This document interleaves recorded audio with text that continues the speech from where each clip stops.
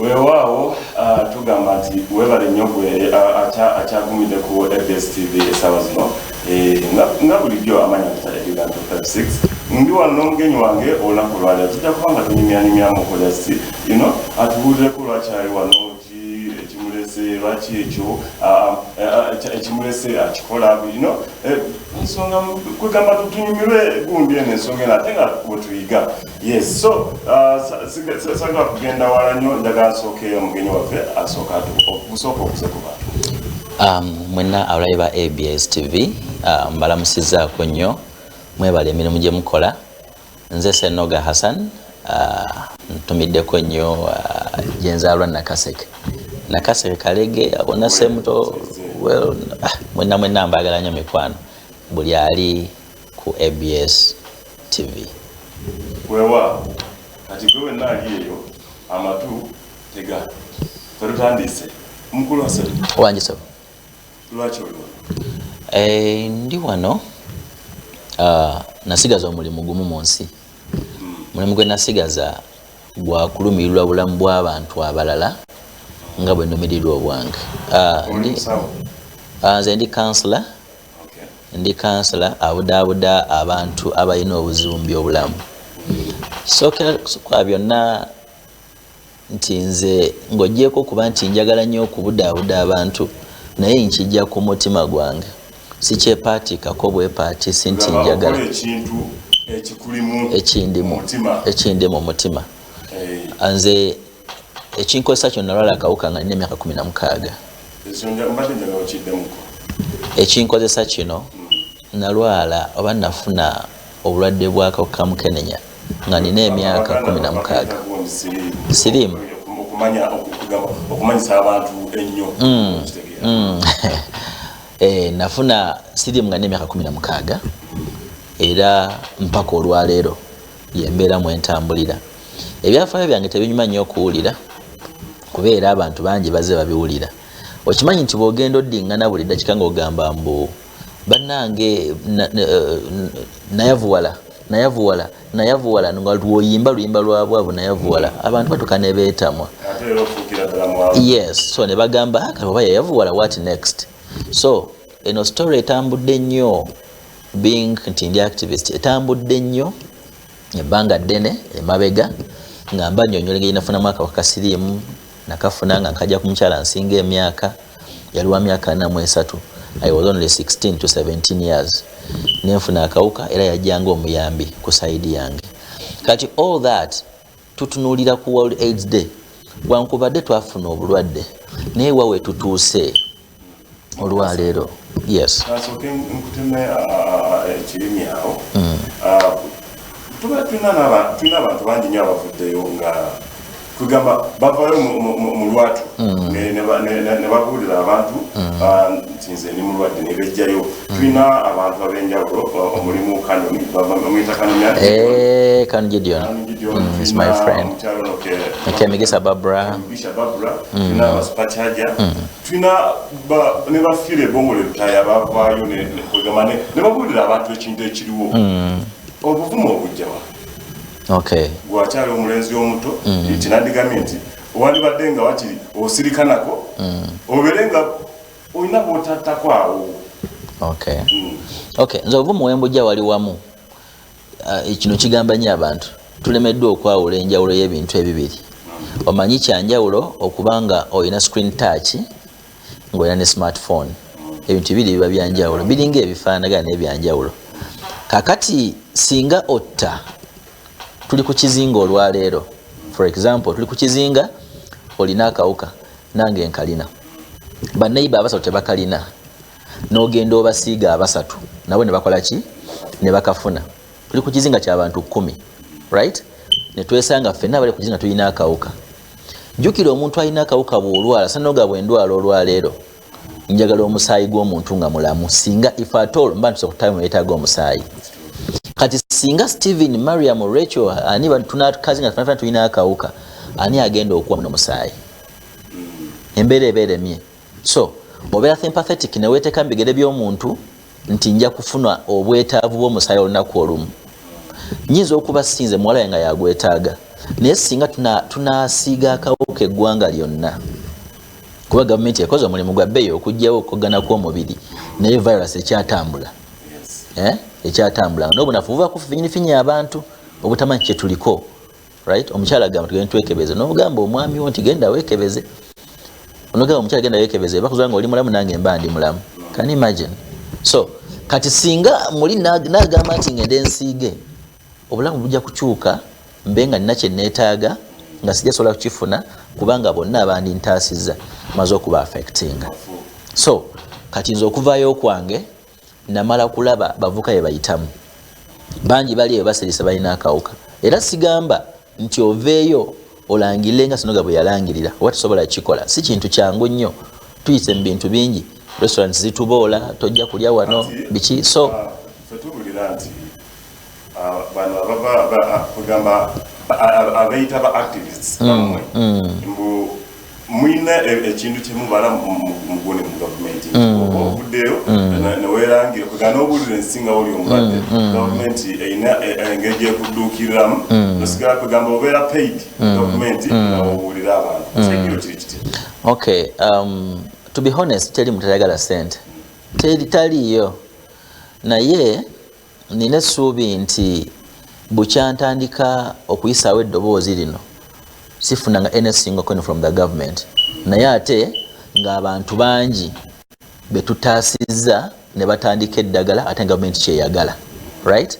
Kati tuno tukikola bino bijja oluvannyuma naawe tomanyi lwogenda kufa, ate buli mwafa afa mu lunaku lwe n'essaawa ze, ne gavumenti erina enteekateeka yaayo. I don't think muteekateeka ya gavumenti mu bajeti yaayo mulimu nti Senoga tunaamuwaayo $2 mu mwezi bwe guti. Okay? Kuba nezo ebigwatebira zino sizimanyi gye zikola ki gye ziraga. So kati mu byonna ebyo still focus to government. If there is an opportunity of supporting Senoga family, exactly welcoming abetago obuyambi be bangi. Okay? So naye nga nze kino nkikola lwa nsonga nti nina obulumi ku mutima gwange. Yansiga ode yangamba nti abavuka temuggwa muzunga nnyo. But if at all omuntu again, yes, yangamba nti gwe nkusiza obulwadde, yes, nga bw'oyogera. Wali wayita nnyumba nkuzimba nkuteekamu enzigi ennungi, male nkupangise nkufunemu sente annual oba monthly, nkufunemu sente buli mwaka oba buli mwezi. Yes. Omanyi eyo topic kugamba guno omulaba gwe tuliko very sensitive. Bwemubanga nga mukola emirimu gyammwe essaawa zino musomesa abantu nti before nga tunaba nga temunaba kugenda mu mukwano n'oyo omuntu gwoganza oba gwokwanye musooke mugende mukoleki mwekebeze ng'abavubuka. That is what we tell people. Yes. Lwaki gwe mu kusooka temwagala mwekebeza n'oyo omukyala? Tubikola byonna ne tubagamba mugende mwekebeze, naye kimu ekibadde kibulayo okwogerwa nti weekebeze emirundi egisukka mu 3 mu malwaliro agasukka mu 1. Wakitegedde? Ate kumu ababiri ba partners teri alina kutegerera munne, buli alina okubanga mugezi eri munne. Kye tutabagamba kye kino nti okwekebeza tukuba ku appointment, eba surprise ne mugenda ku ddwaliro ne babakebera omusaayi. Okay?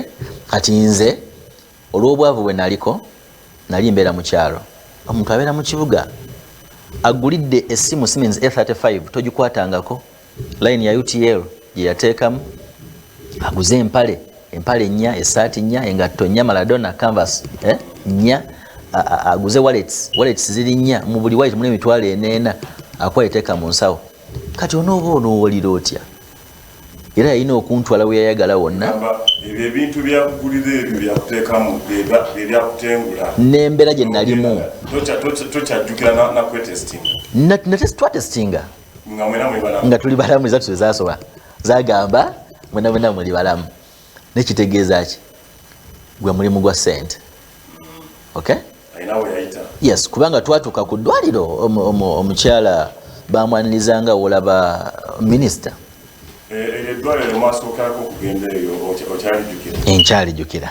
Olina kyewakolawo kyonna after discovering nti teyali nyamba? Nali wa 16 years. ngendo kizuula nga mbadde mufumbo okumala emyaka 3 n'ekitundu ngwa wansi kumala emyaka 2 n'ekitundu then sayina sayina like oba bujulizi oba kutandikirawa abamanyi entindo kumpi ne UNEB eno UNEB opposite to UNEB walingawo eddwaliro twalaba ekyo medical center kati newombuuza form ya twalaba ekyo medical center ngenda gijawa. So the only way to battle this to fight this battle kuyimirira watayimirikika and you testify nti sirimu akyaliyo akyaluma akyatta n'abantu abakyamusasanya bangi naye n'owa abantu essuubi nti mu byonna byonna wadde weebiri again waliwo ekyokukola waliwo okwekebeza bakebedde kkiriza omusawo oliza tuzaakuwa that is one teri musawo afunamu by the way tedda government ekoze omulimu eteeka eddala ku buli facility eryakawuka right kati eddagala eryo tebagenda ddimira bo ng'abasawo balireeta ne bakebera bakwaliza ati entuufu bakuwa eki eddagala surviving then kati gwe afunye obuzibu n'ogwa mu kinnya nga totegedde bakurepinze ofunye accident muli mu motoka right ofunye obuzibu bwe butyo musharinze omusaayi naye nga negwoli naye tomanyi mbeera ze duka ku ddwaliro basobola okupreventing okufuna akawuka mu ssaawa 74 okay ndowooza ennaku nga 3 bakuyamba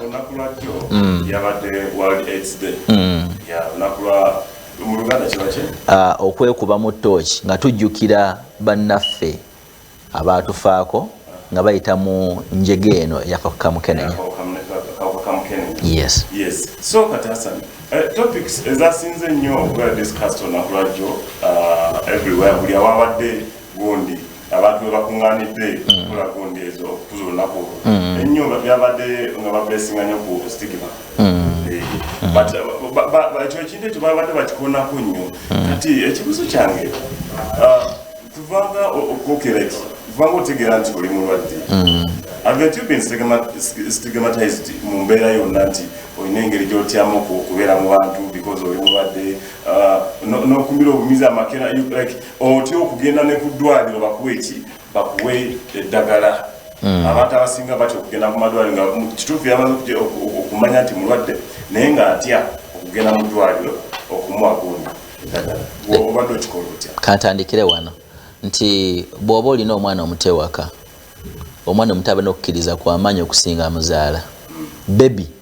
ow'omwaka ogumu eyeetengerera oyo aba ne belief ne faith y'amaanyi nnyo okusinga gwamuzaala why ayinza okulinnya ku kitanda waggulu bw'ati mami we ng'ali wansi n'amugamba mbuuke ye omwana oba omugambye buuka oba tomugambye ye agenda kubuuka ayina belief nti mami in always ajja kumbaka okay kati naffe kye tulina okweteekamu nze stigma yali y'amaanyi nnyo first of all nali nfaanana bubi that is one abe nakaseke bamanyi kyenjogerako nali nfaanana bubi nze nabikibwako emirundi 6 nti nfudde ne bazimba ekidala ky'amabanda ewaffe ne bataako ebisansa waggulu entaana yasimibwa ne tuteekamu omuyembe gwabire kati guvaako emiyembe bagirya ate gubala nnyo ekyewuunyisa so kati embeera gye nayitamu nga nzira engulu omuntu ngakulaba ng'omufu awedde emirimu aga nti ne bwoseka busesi baga nti oyo aseka ki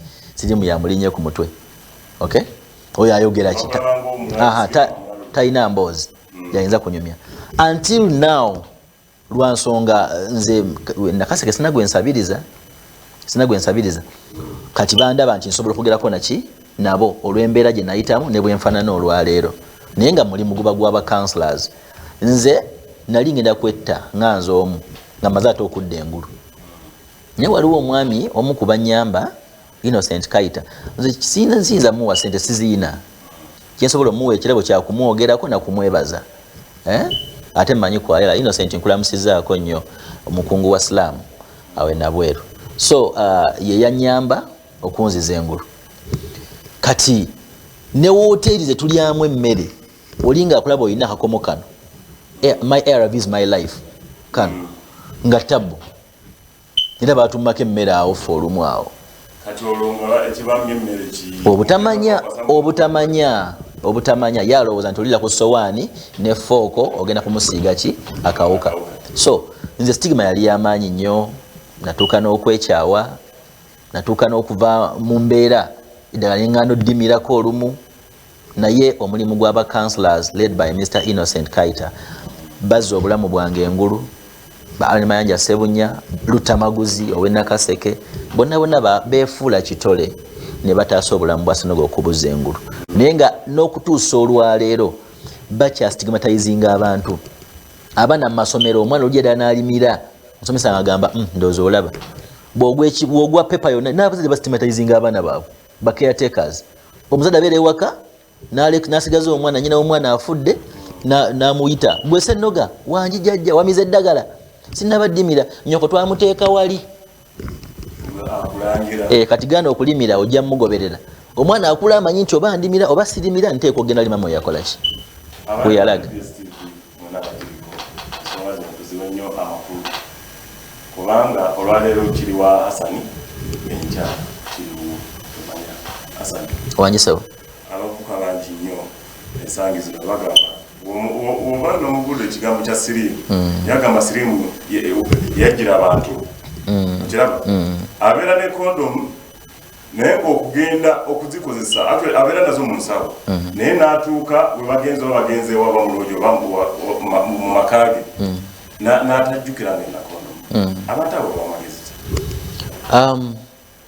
Abavubuka si be bokka wabula n'abantu abakulu tubatwalira wamu. Ensonga yino nja kwogeramu wenjogeramu nti oba njogera bubi oba nkudaala. Muvubuka ali eyo twogedde ebigambo bino bingi nnyo ku kawuka, ne tugamba okuzira kusinga okuwonya, ne tuleekaana ne twogera, era nze nkyaleekaana nnyo mpaka lwe ndiwummula. Nze bampita Mr. AIDS nakisiima olw'ensonga nti ye topic gye njogerako eva. Ndisanyuka nnyo ne bwe ndiba nga ndi ku cupa emulago ngenda okufa nga meseji yange erinkinze ku buli muvubuka yenna. Okay? Gwe gaana okugondera obulamu bwo, bugala banje buzannyise, sirimu gwafuuka musujja. Musujja nga tanaba kukwata, bakuwa eddagala ly'omusujja okulimira nga lya nnaku 5, nolimirira ennaku mmeka 3, nolaba nga ennaku 2 gulinga omwezi. Twogera ku mpeke ya buli lunaku gye tumira. Ntandika obulamu nga empeke 7, right? Kati mmira empeke emu TDF. So nze kimu kyenkubiriza abavubuka nti gaana okuwuliriza message z'abantu aze bakubulira about health, gaana okugondera obulamu bwo. My dear, bw'ogaana okugondera obulamu bwo ojja kufuna ekirwadde kyogenda okuwa ekitiibwa ennaku zonna ez'obulamu bwo. It's the only message. It's the only message. Nti gwe gaana okufusa ekitiibwa mu bulamu bw'olina ojja kufuna ekirwadde kyogenda okuwa ekitiibwa ennaku zonna ez'obulamu bwo nga ojjukira bujukizi ku ssaawa 4 nina mmira eddagala. Kati weewunye nze olaba nemba n'ombuuza file namba ye eriki 1135. Okitegedde? Njima endi mutwe eringa linnya lyange 1135. Okay? Odayidde okufuna eddagala nga 15 omwezi ogujja. Buli kimu kindi mutwe because bwe ntwalanga obulamu bwange right now. Yes. So kati muvubuka bw'ogaana okukakkanako wansi ku lw'obulamu bwo ojja kukakkanawo ku lw'ekyodde kyogenda okufuna. Bagamba embulire tefa yonna awo abamuganda Hasani nkyali naawe. Yes. Weeraba mu myaka 10? Mu myaka 10 neeraba. Nze no nina bubeezi kawuka nesiri mulwadde. Kuba omulwadde aliko amacupa, ali mulago, be balwadde, naye nze neebaza Katonda nti nina akawuka ate yanziza engulu, nti nsobola okwogera mu bantu. We neeraba nti nasooka neneekyawa nenemala neneeyagala, kuba jjukira kasita weekyawa teri ajja kukwagala. Onosooka neweeyagala ne balyoka bakwagala. Neerabanga omuntu agenda okutaasa abavubuka 10,000 ku Nawukero ne wa Siriimu. Ensonga eri bweti bw'olaba Ssennoga era afaanana bw'ati eri afaanana obulungi okusinga Ssennoga naye ng'alina akawuka. Okay? Naye nga okumanya sirimu w'amaanyi leka Ssennoga wumulemuko omwezi gutya okumira eddagala lwojja okumanya nti kawuka kalina amaanyi. Neeraba nti ninga omuntu agenda okusitula ekintu ekitasoboka kukola ki kusitulwa naye ate nga nina okisitula. Nze navayo nenkola Ssennoga family. Nakola Ssennoga family nga bonna abalimu balina akawuka ate sigoba bajja nga tebakalina to share with us. Nakola Ssennoga family, Ssennoga Initiative of Positive Living balina akawuka bajja bali mu mbeera nzibu ne badda engulu. Olwaleero they can testify. Basobola okuvayo ne bayima ne bagamba ekyamazima najja ndi bwe nti kati nfaanana bwe nti. Neeraba okuba nti eggwanga lyange nze we negatta naawe we can kick HIV AIDS out of Uganda today. Nina kibuuzo ekyembadde njagala tukiiseewo. Emabega kwawo minisita wa health yavayo n'alangira agamba nti yenna they did what you call approval after monitoring and evaluation egundi lya condom use. Gamba nakizula nti condom zino zibadde zikola ki ezafuluma from May zibadde zirimu ebituli. Kati gwe olwedde alina ekirwadde ekyo olowooza agundi gavumenti yandibadde nga ekola etya kweyo ensonga? All right, thank you very much. Ekintu kino kitabula nnyo abantu emitwe ekya condom ezaali enfu. Naye gavumenti kale toginenya. Omanyi woba okuba omwana wo omubonereza nomala omubonereza n'omuzza wabbali n'omugamba nti tokiddangamu kyokoze tekikolebwa mu bantu. Okay? Gavumenti kyenginenyako nti teyalondoola kuba tulinayo NBS olwaleero erondoola emitindo egy'ebiyingira mu ggwanga byetugenda okukozesa kuba bino kino kyabulamu. Ensobi yaliwo ate nenjebazaako nti we yazuula nti kondomu zaali nfu teyasirika yamira okweta kumira pini nevayo neyogera kiyambeko abantu ade bazikozesa ogenda okwekebeza. Singa yasirika ndibadde ate yatima eri abantu baayo.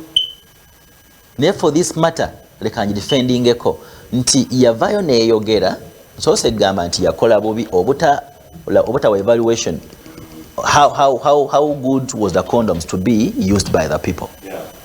So nemala nezuula ekizibu ekyali ku condoms netesirika busirisi nevayo neyogera negamba nti condoms zaali nfu. Kati muntu yenna yenna abadde azikozesa it's a high time tokola ntondo. Kola entondo ng'ogenda okwekebeza. Okay? Bakebere bazuule kyekibadde kikuluma kyekikusumbuwa wafuna akawuka tewakafuna. Oba tewakafuna good luck yongera okwekuuma. Oba wakafuna again kirungi otegereddewo nga bukyali.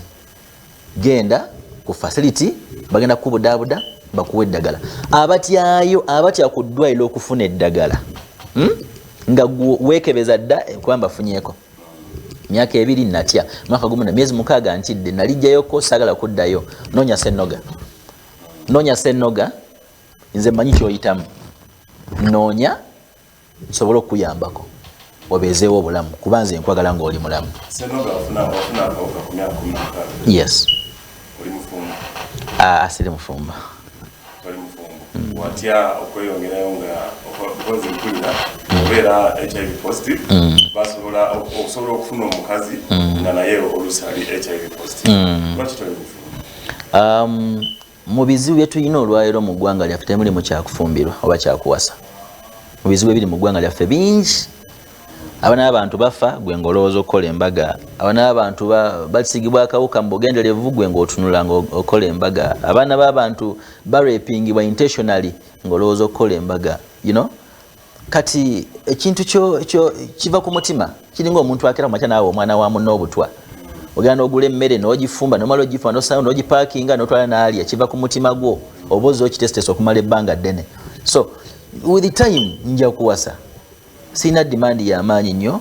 Olina omwana? Nina omwana amita Nadia Bakita Ssennoga. Ojja mukyala yennyini oyo wamufuna nga tonafuna kirwadde obanga olwadde wakati mu kutegeera obutategeera kuba nali sinaba kubaako mbeera yonna nga nja kukanya n'omukyalo oli nenfuna omuwala nemuzaalamu omuwala n'agenda naye omuwala oyo oluvannyuma namunoonya nemubuulira kyekindiko naye mukama yamusasula nti ye omuwala mulamu n'omwana mulamu. Ekyo kirungi nga kugamba nsoba nembeera y'obudde naye eritutwalira time eritutwalira nnyo so kati Ssennoga omuntu akwagala aba akusanga. Omuntu anjagala nsangibwa Nabweru ava mu kibuga nsanga Nabweru ku gaazi bw'otuukawo osobola okunkubira essimu nsobola kulagirira wensangibwa 0705 491507 enamba eyo 0705 49 1507 eyine ku WhatsApp ayita ku mutimbagano gwa Facebook Ssennoga Initiative for Positive Living ojja kuba osobola okunfuna. Ekyo kiba kintu kirungi nnyo ndozera kuba time Ssennoga mbadde njagala mu dakiika emu nga abalega beera kuno kyogamba abavubuka n'ensi n'okutwaliza awamu nti mwekuume mikwano tubagala muli balamu mwe bakulembeze ab'enkya mwe bafuzi b'enkya mwe ba businessmen ab'enkya era bakusomesa mikwano gyo baganda bo maama wo bakusuubiramu bingi nnyo mu maaso so bwe weekuuma ojja kuba ofudde engabo eri obulamu obw'abalala. Oyo abadde omukulu Hassan Ssennoga nga activist owa abalwadde bakawuka ka siriimu ate nga naye mulwadde bakawuka ka siriimu gwe wena abadde ku ABS TV ku programu eno nsuubira olina bingi nnyo bye wayize era byogenda okuteeka mu nkola mugende mufune eddagala mu abalwadde ate n'abatali balwadde bagende bakole ki beekebeze bafune ki tomanya oyinza okwezuula nga ki oli mulwadde n'ogenda n'ofuna eddagala. Mulimu nabano abagamba nti nze kasa mukyala wange ali lubuto agenze mu ddwaliro ne bamukebeza ne balaba nga mulamu kati naye naye mulamu so ebintu ebityo banaye tukwate obulamu waffe bulungi nnyo. Amanya mbadde Uganda 256 ne mukulu munange Hassan Ssennoga ku lwa time ndowooza katukoma